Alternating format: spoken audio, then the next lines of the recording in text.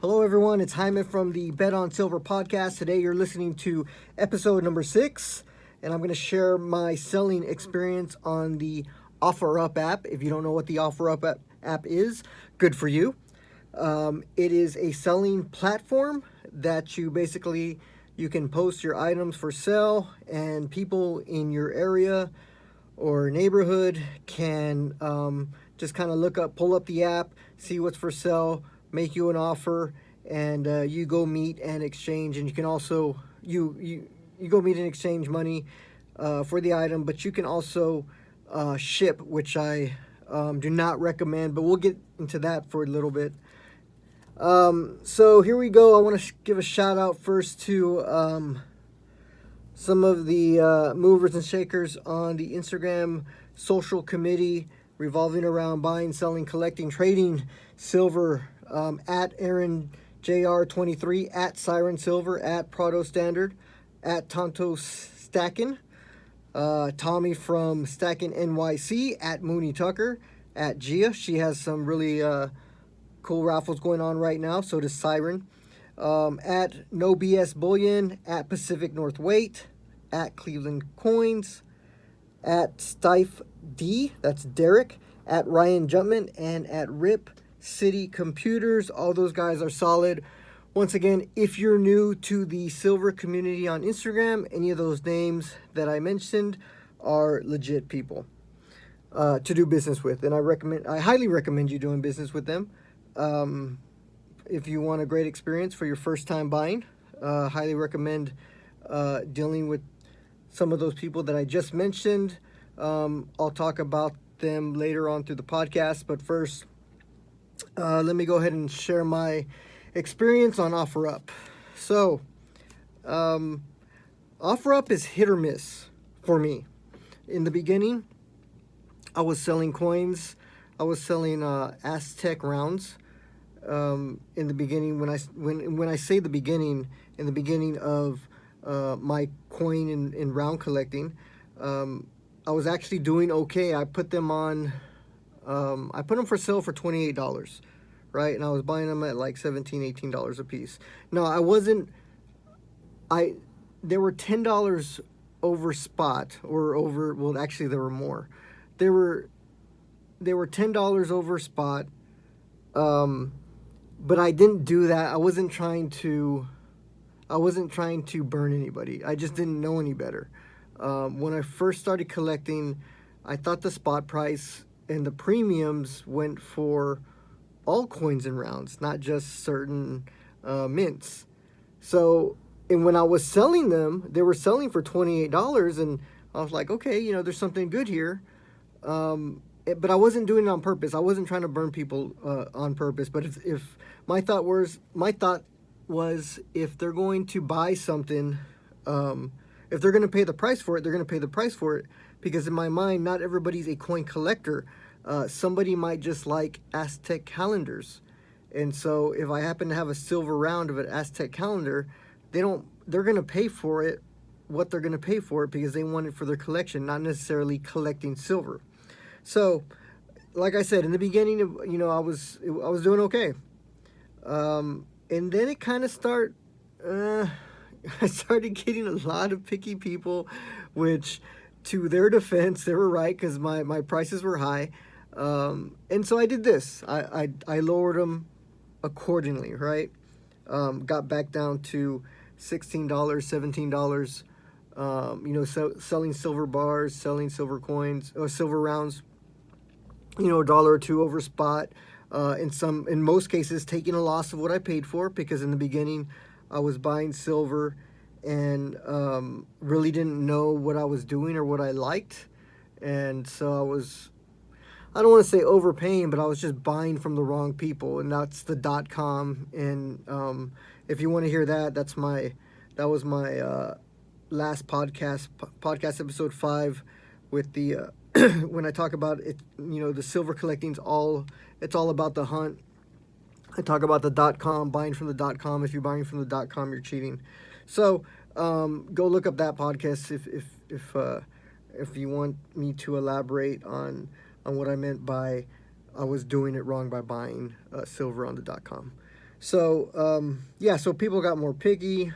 Um, it became so they have a message system, and it's not instant. Sometimes it is, sometimes it isn't. Sometimes it's been a week late that I'll send a message and the person will get it a week later, or it's just weird. So so here's the whole experience that prompted um, this podcast.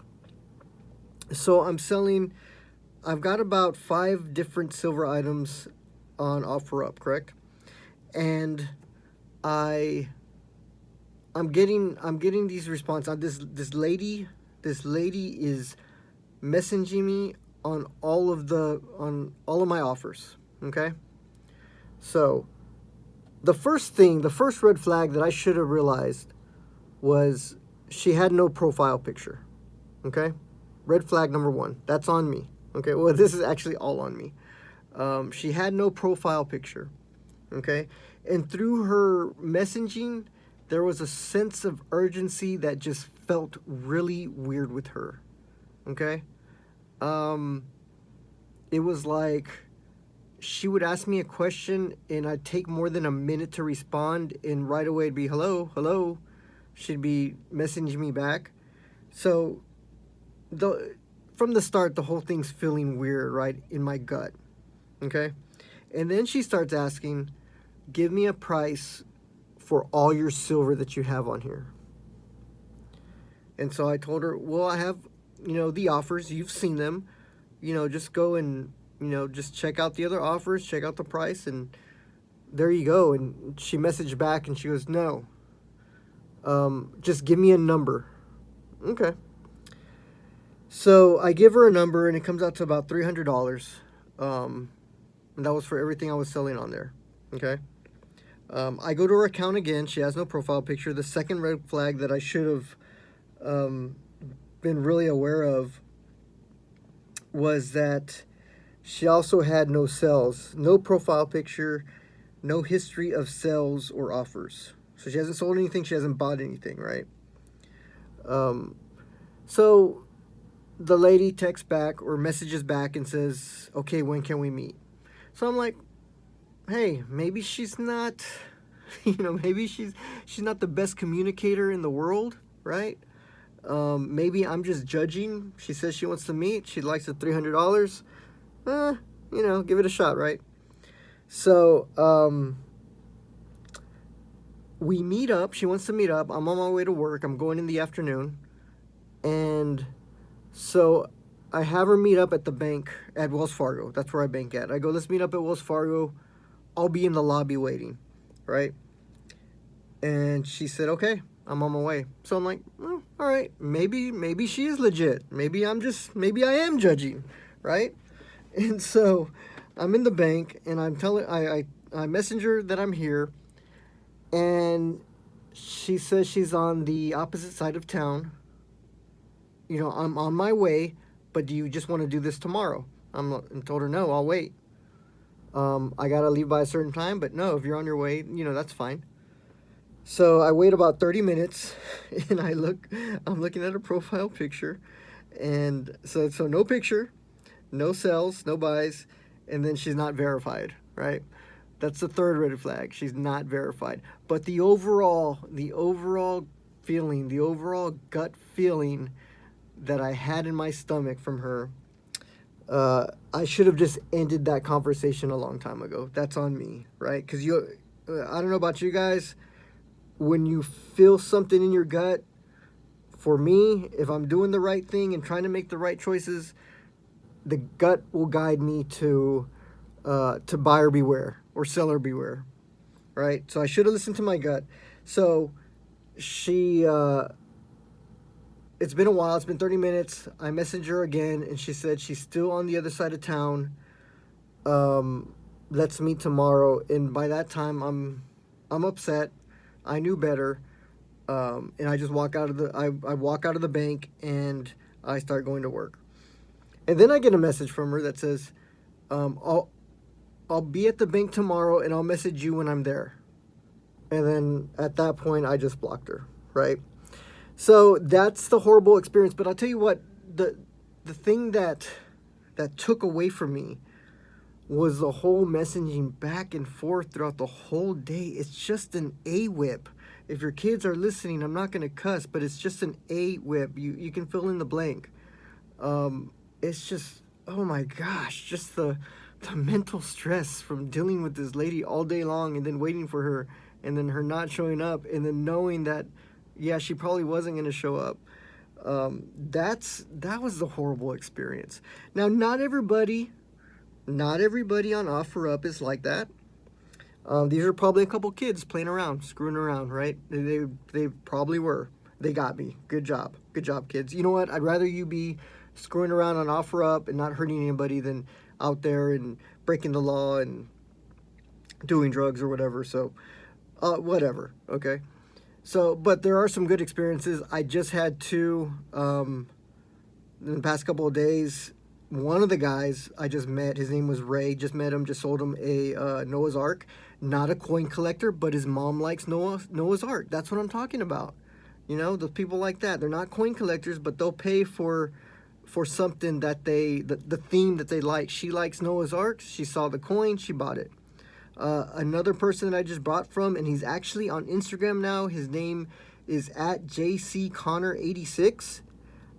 Give a shout out to him. He's brand new on Instagram. I want you guys to follow him and give him a good welcome. And I want you guys to just give him the most Instagram courteous sell or buy you can, like you've done me before and like how you do everybody else.